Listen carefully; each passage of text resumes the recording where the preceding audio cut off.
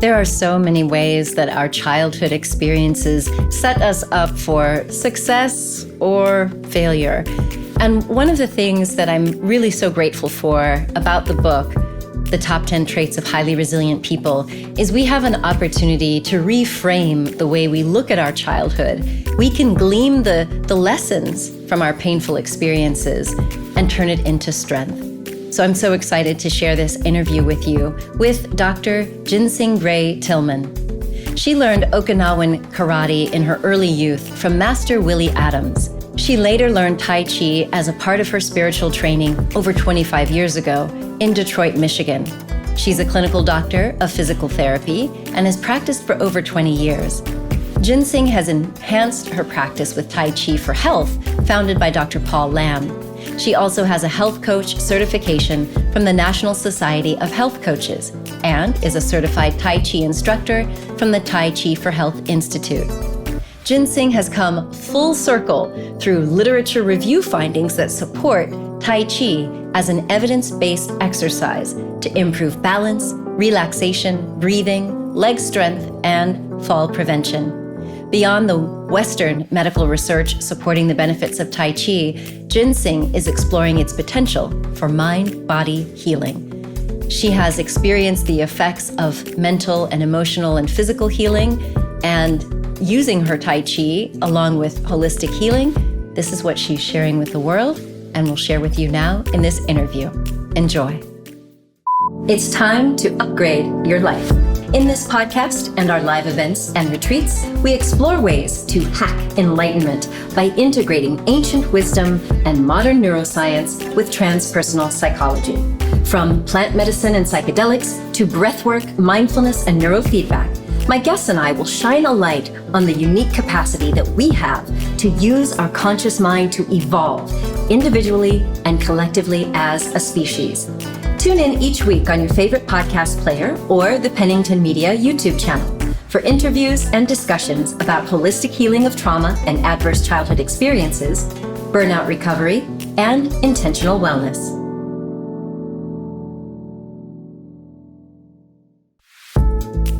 Ginseng, it is so wonderful to be connected. Thank you for showing up. Thank you for submitting your story for this book.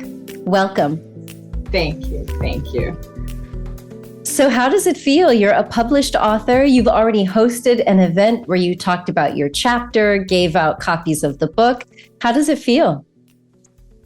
It feels like a whirlwind, and it feels a lot different than I would have imagined. After, like, the day that the story came out in May, the day that the book was globally published, I had a feeling that I wasn't expecting. I thought that with my regular outgoing personality, talking, I thought I'd want to stand on the top of a mountain and say, hey, everybody, I published this story and I'm in this global book and it's amazing. And I had an experience I wasn't expecting, that I was very quiet.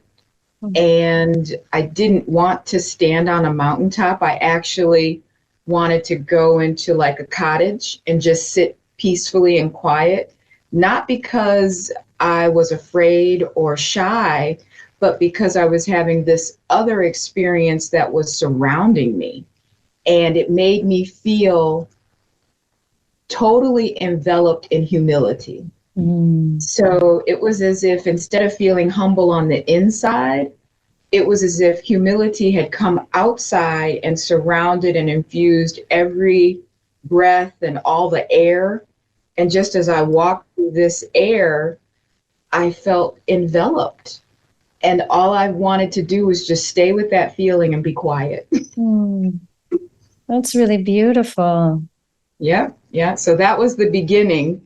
And then it took a while to move past that. And it's your guidance and your leadership where you gently offer, and then it's up to us, or it was up to me as a contributing author, to kind of take your hand and say, okay, I'll come to New York, or okay, thank you for the artwork. Now I can publish it on my social media. And it was as if I had everything I needed.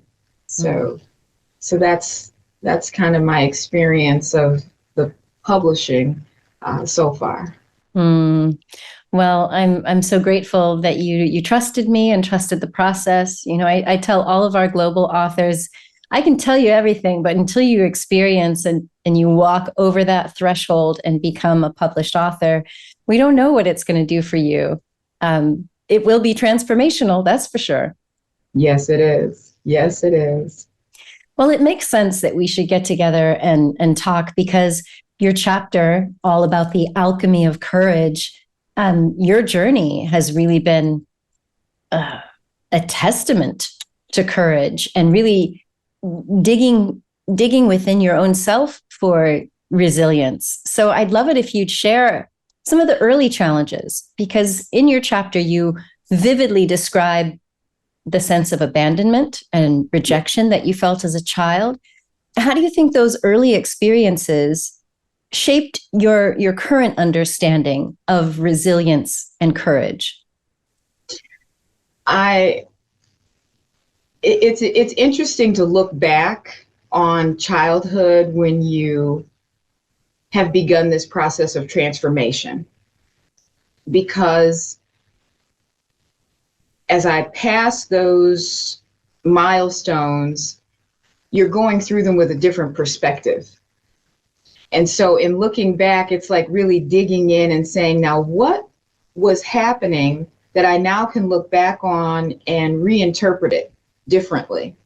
But while I was going through those childhood experiences, from that pivotal experience around 8 years old, I was very angry. And so anger is the theme that I feel was driving most, if not all, of my behavior, to the point that I look at it like a fog. Right after that 8-year-old experience, I continued in karate. So I was very competitive. I had to overcome the fear of fighting with boys in tournaments. And I would literally cry every time I had to compete. And my mom would sit there and she would just sit with her hands crossed, and I would have to compete, and I would win, but I would still cry whether I won or not. It didn't matter. And so now I look at that as those steps that develop that internal alchemy. You don't know what it is, but it's happening without your knowledge. And then making the choice that I would leave karate as the discipline and get into sports. And so I see that karate to softball to volleyball was a very important part of my childhood, because even though I didn't understand, and I don't think my family had a sense of what I was going through emotionally or any help that I might have needed, but the sports were a common thread that, despite what was going on in the environment, I was able to hold on to that and keep showing up. So there's the showing up side, just kind of like working with you. Show up. It's okay if I don't understand. It's okay if I'm afraid. Show up. Do my best. Pull out whatever is there. Other early childhood experiences that I can see really molded this alchemy is that I had a journey through multicultural experiences. So in starting at the younger years, even before that 8-year-old pivotal experience, we were vegetarian. And so we were vegetarians. We were what you would call Afrocentric, maybe. We celebrated Kwanzaa. I would wear kente cloth and all of the cultural items. And it was just a very present part of my upbringing. But then you superimpose that on mainstream society. I went to Quaker school. So superimpose that on growing up in Detroit in a predominantly Black neighborhood, and I'm going to school outside of the neighborhood most of the time. So add on to converting to Islam and going to Islamic school after Quaker school, and then Catholic school, after Islamic school.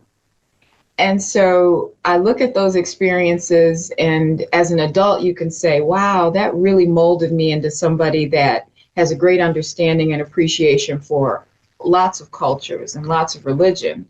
But at the time that I was going through it, I felt out of place, fish out of water, uncomfortable, very, very different. And so those are the experiences that finally turned into me realizing that it was courage that was being molded within me by something greater. But during the time that I was going through it, it was like a fog. Mm. Well, I'm glad that you point that out, because it is this power of looking back with our intelligent, wise self in the now to reframe some of those experiences so that they don't have to carry the same weight of burden or fogginess. I mean, now that you've done this process, do you feel a greater sense of self-acceptance? Even for the younger version of you that might have been angry or...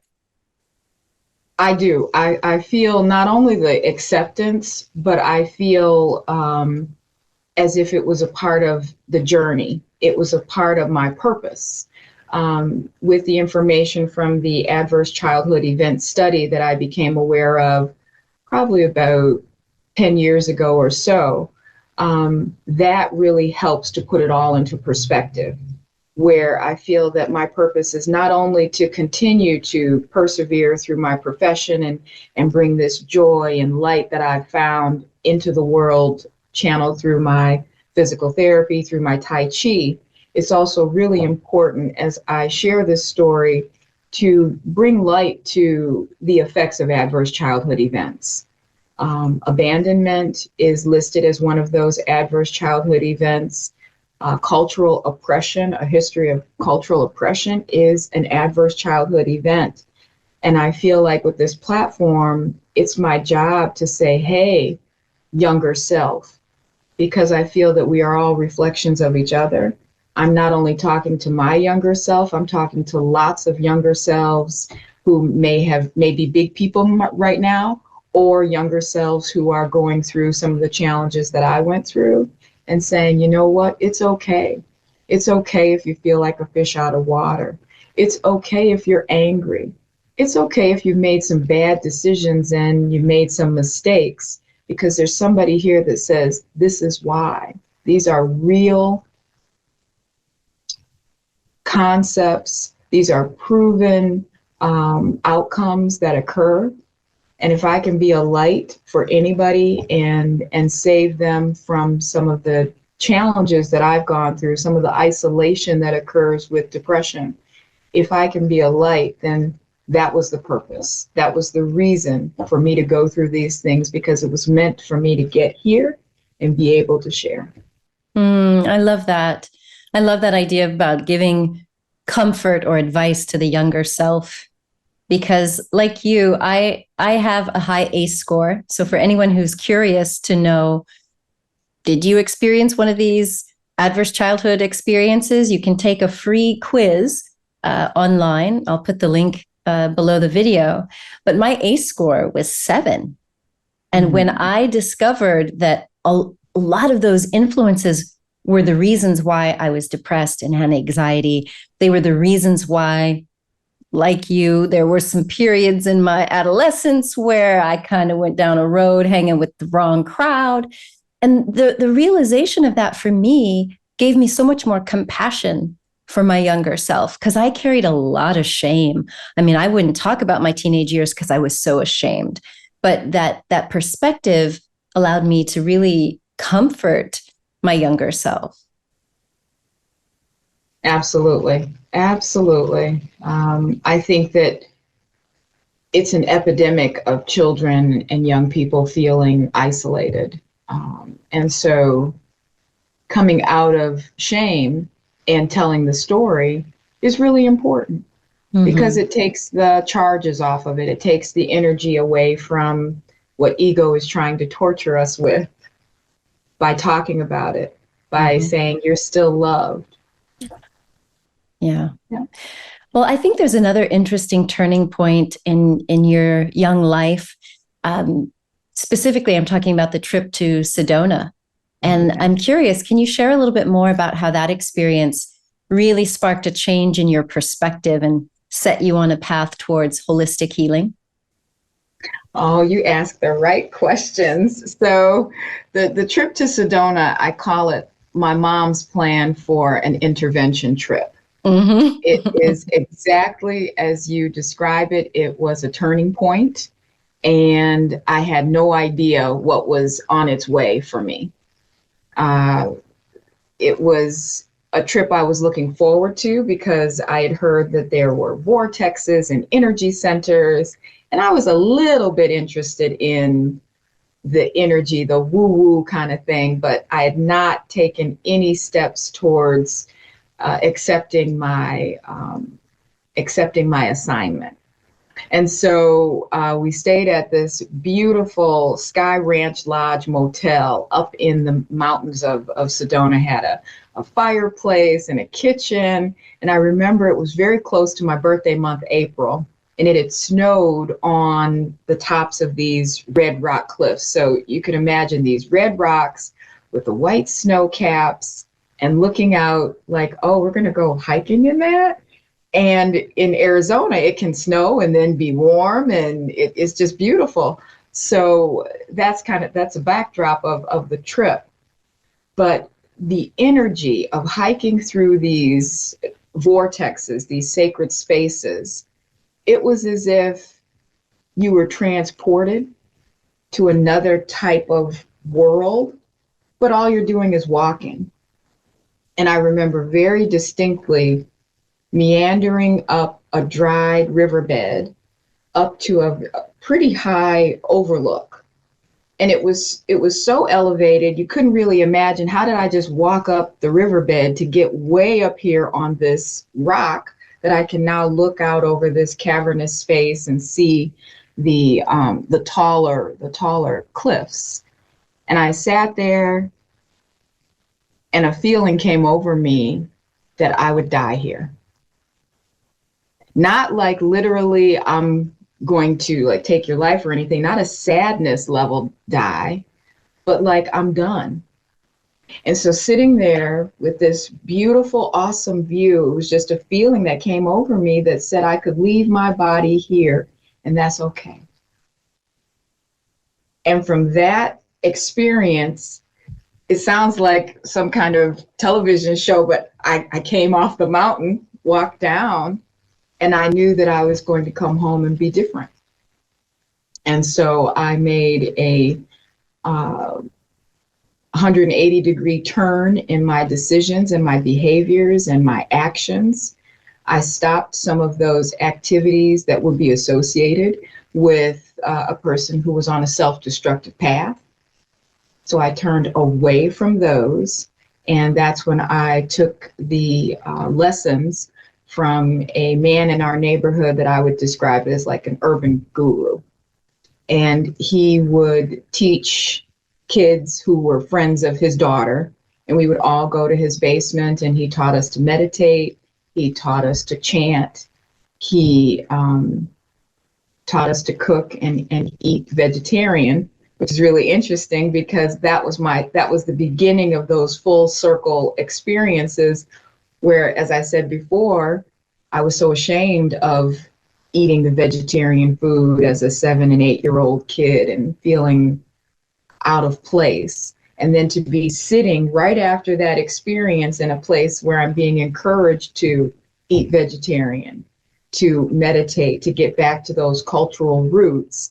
I didn't realize, of course, what was happening at the time, but that's what happened immediately after that Sedona trip.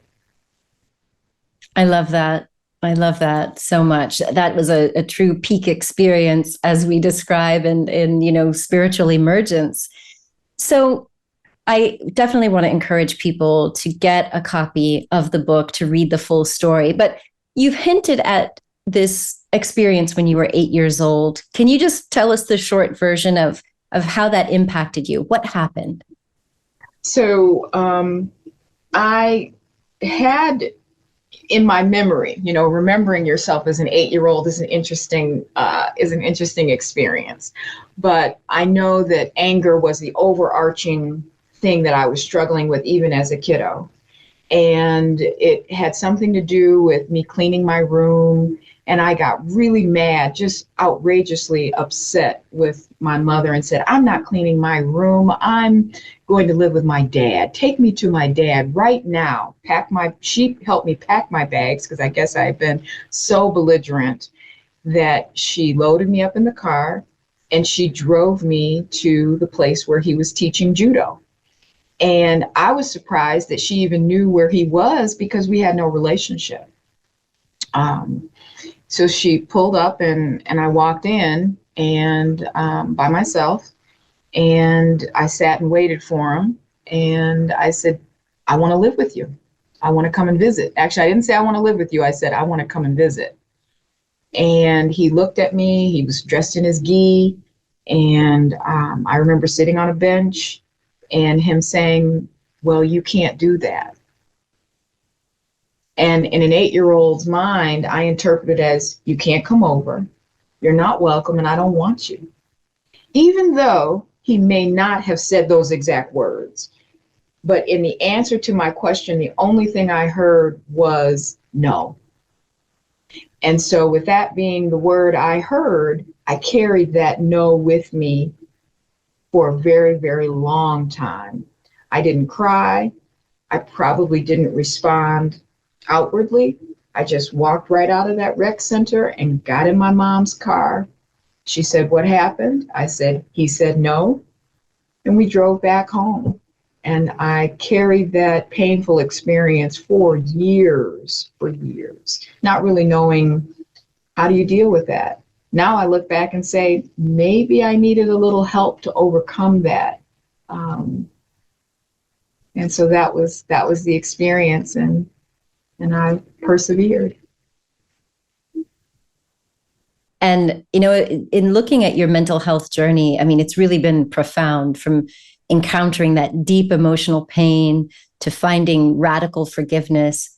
What other advice would you give to someone who's struggling to find forgiveness and peace in their own journey?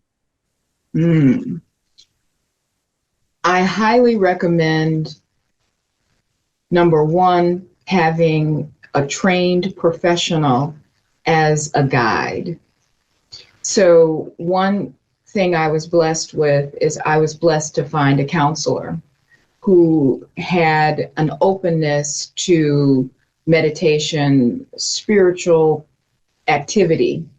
And so it can be highly beneficial to find someone, but I'm well aware that there are barriers to finding that perfect person.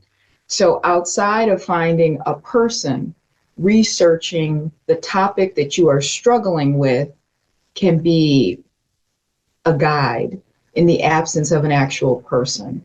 So that is another way to find assistance in trusted sources. Prayer or meditation. So I say prayer or meditation because I don't recommend meditation for everyone. I have come to find that meditation is not recommended for people in severe levels of depression. And so I would say be cautious with that and trust your intuition. If meditation just doesn't seem right, then it may not be right for everyone. Prayer, on the other hand, can be performed very casually. There's no rule for how to pray. It's just speaking out loud or writing that which you need and trusting that it will show up. Even if you have to write it every day for a year, the same request over and over. I've had benefits from journaling, where my journals have spoken back to me, where I'm writing in them, not even understanding what is it that I'm writing, but I know I have to write these things out. That has been beneficial. And for me personally, meditation. So meditation, journaling, and with my professional background in physical therapy, I think it's just meant to be that I have to bring up body movement. So moving the body, whether it's walking, whether it's riding a bike, or just sitting and dancing in your chair, playing music, That is also a very important part. So that would be the three things: meditation, journaling and prayer, and moving the body.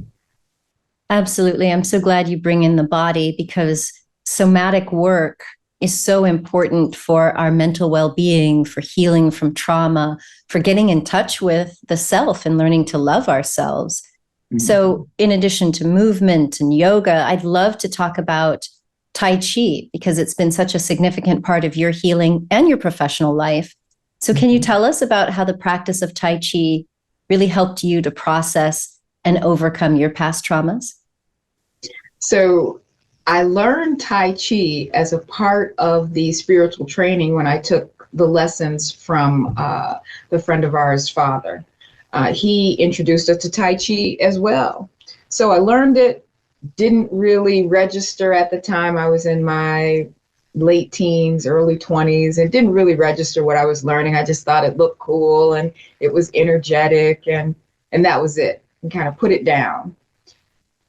Later, in my professional life, about 5 years into my profession, I hit a wall where I was really, really unhappy, disappointed, disenchanted, like, wait a minute, is this what I went to school for? And this is the job that we do it this way. I said, this just can't be enough. And so I wrote a proposal to do a self-directed research project. And I took it to my director and I said, I'm going to do this research project and I can't do this job anymore. And I want this and I want that and I want this and I want that. And this amazing woman who was my director at the time, she said, okay, we are working on initiatives that you have listed on your proposal. You will have this, you will get that, you will have all these things. It was almost like she went down my wish list and she was the fairy godmother and said, yes, yes, and yes. Wow. And so I went on this path to do a self-directed literature review on balance. So it's so interesting to choose the topic of balance that I would look through all the research I could get my hands on, every piece of evidence that said, here's how you improve balance. Here's how you improve balance. Add on to that I was saying prayers, feeling like I was at the edge of being able to continue in my job. And like, well, God, here I am at the edge. I need help. And praying and praying. Now, when you say balance, because we're talking about the body, did you mean physical balance? I mean physical. Okay. I mean physical balance. And so I get these bright ideas where I'm just bent that I'm going to find what I want. And so I had this idea that I would look in the literature and I would find the answer. I would find the one prescription of exercise that would work for everybody to improve their balance in a perfect, reliable way. And now that I'm on the other side, I laugh at my prior self, like, sure, you were going to find that. And so I looked through the literature, couldn't find what I was looking for. They had these extravagant ideas and philosophies and protocols. And I just thought, well, that's not what I want. And there was this one common thread that emerged throughout all the research, and it was this idea of testing. So specific evidence-based balance testing, which are called outcome measures.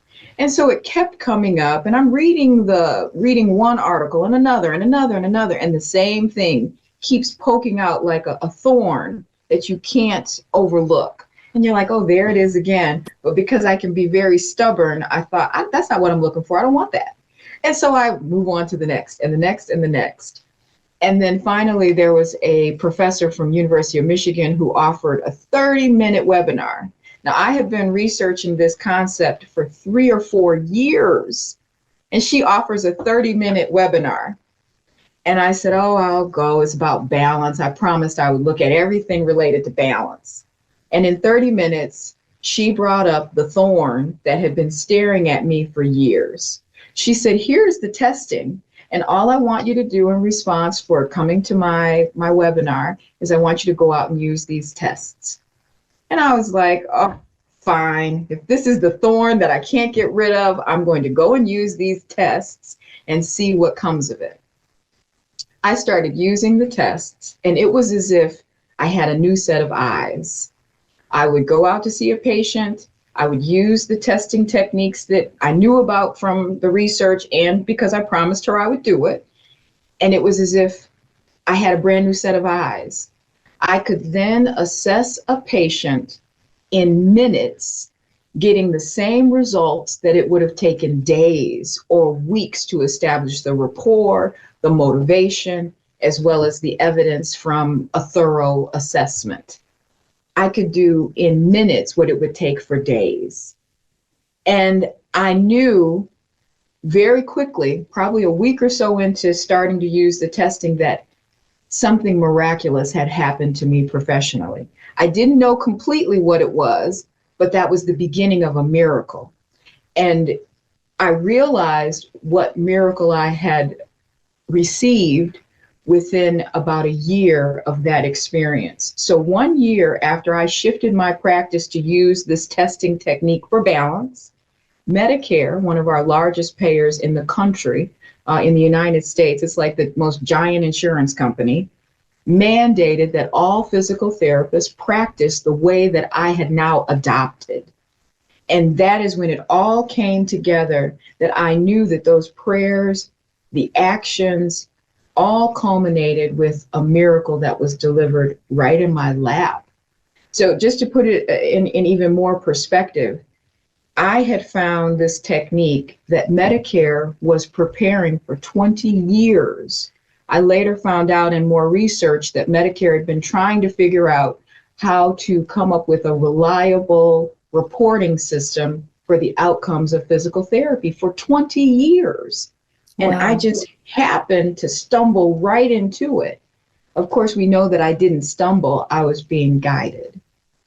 And it was all those practices, from sitting on that mountaintop all the way to taking on the research, writing the proposal, doing the meditation, doing the prayer, doing the exercise. And then that's not it. That's just the first miracle.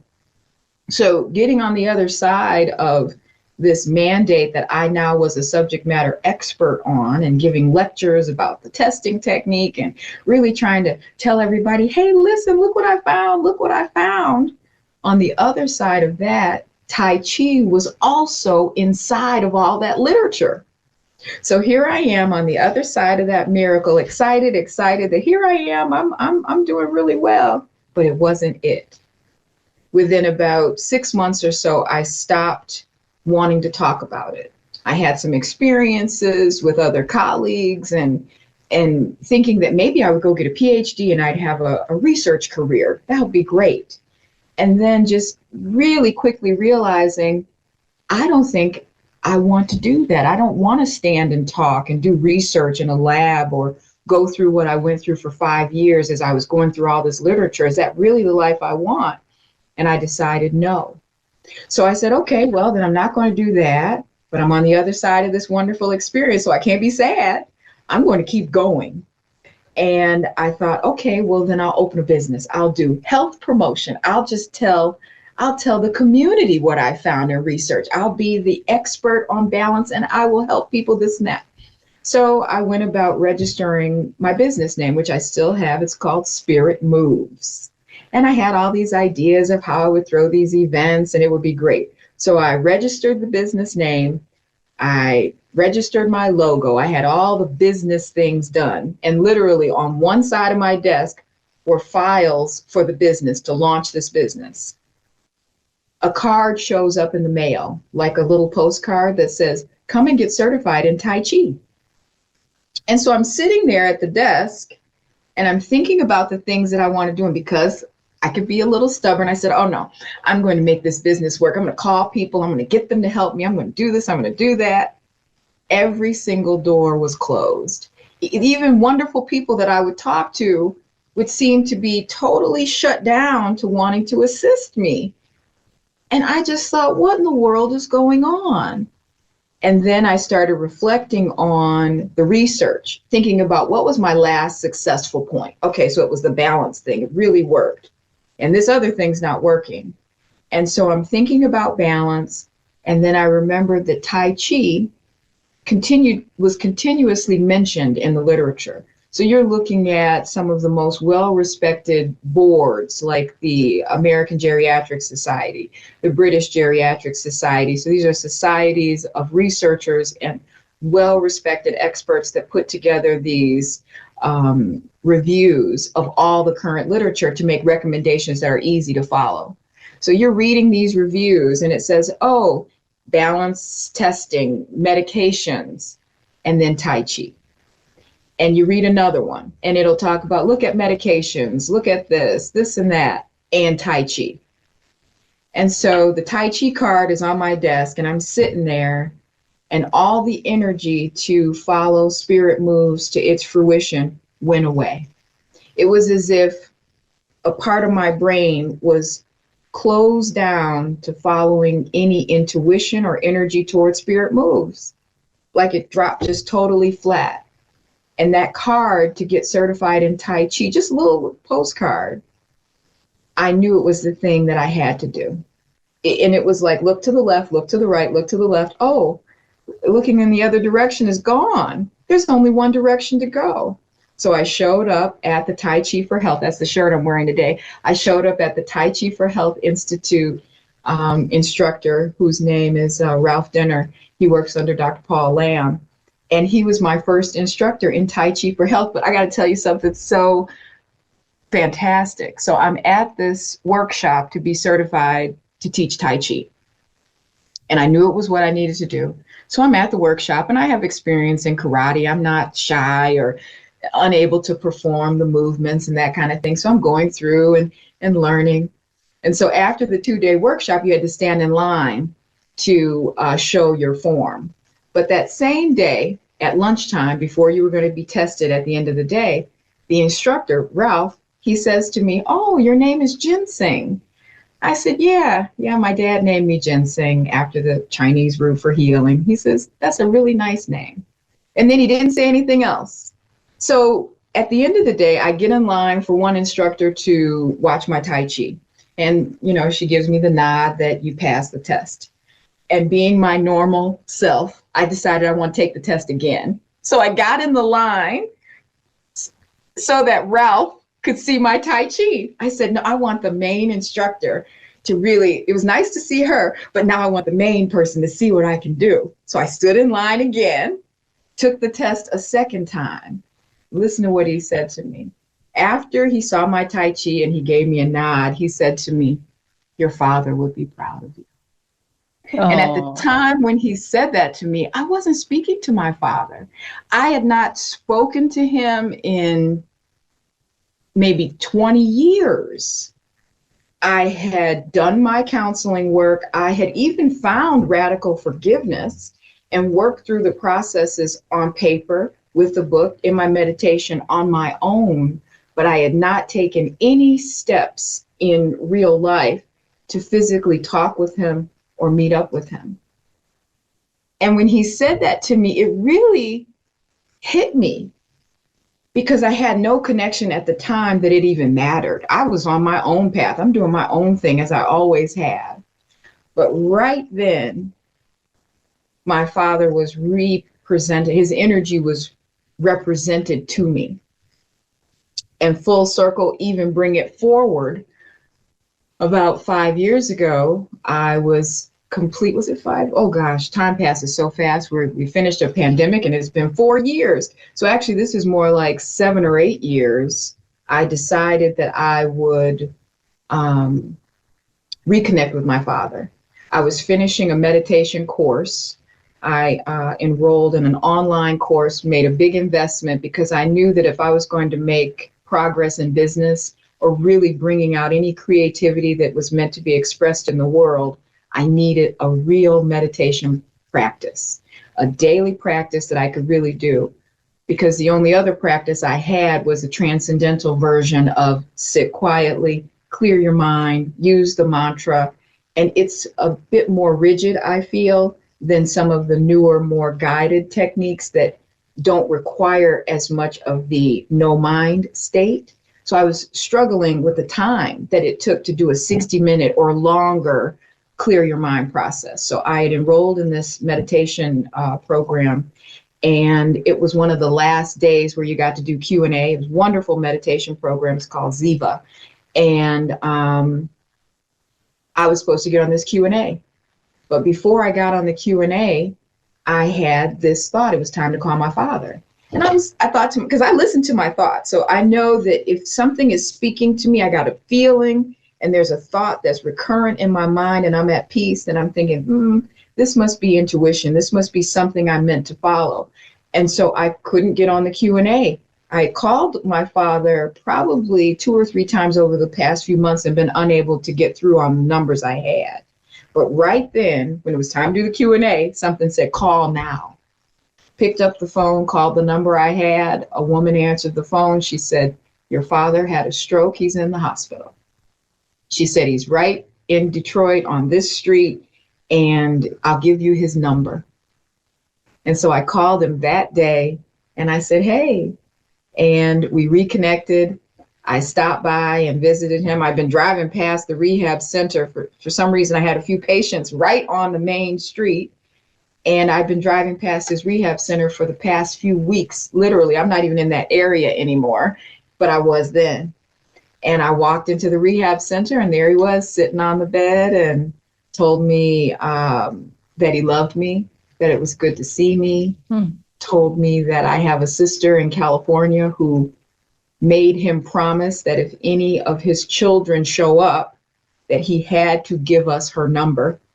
So I immediately called my sister in California, and from there reconnected, or I shouldn't say reconnected, connected with my sister who I knew existed, but had never met her or talked to her. And we began talking to each other every day for a couple of years. Now we talk off and on, but it's been wonderful. I connected with a younger sister who I had met under confusing circumstances. So I have a brother who is a year older than me, and my father made sure that I knew I had a brother that was a year older than me, because we all were kind of in the same circles of association, high schools, not too far from each other. So he made sure I knew I had a brother.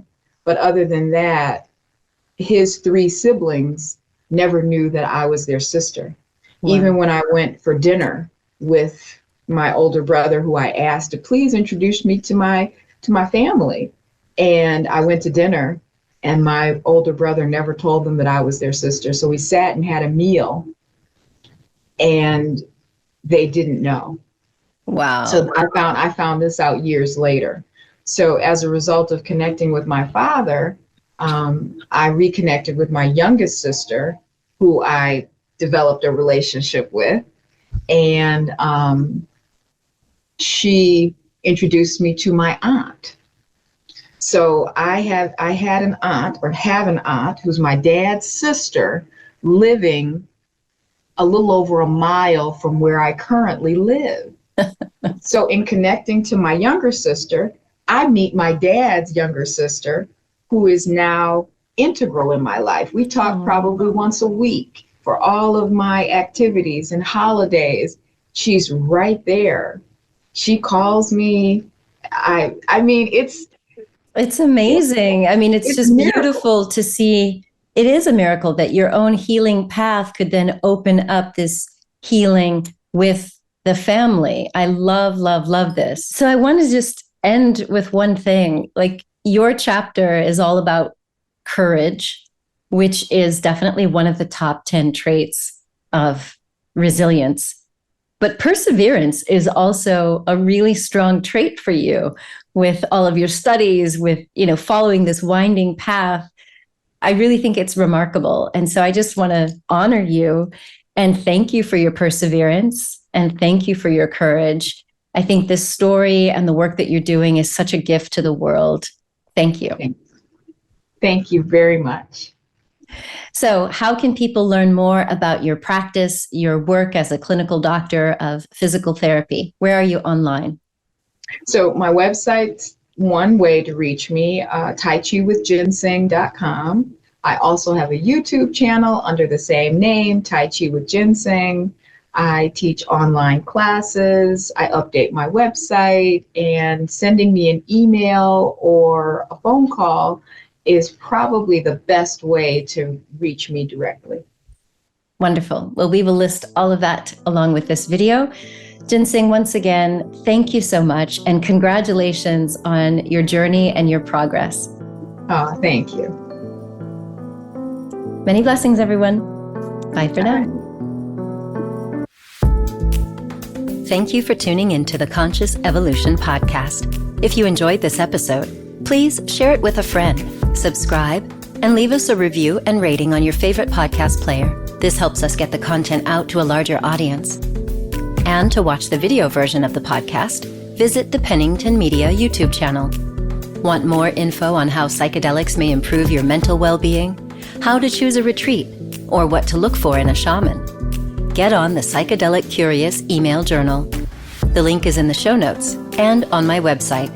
You can also sign up for my free masterclass series, where each month I take a deep dive into a topic in holistic healing, trauma recovery, self-love, resilience, and psychedelic-assisted therapy.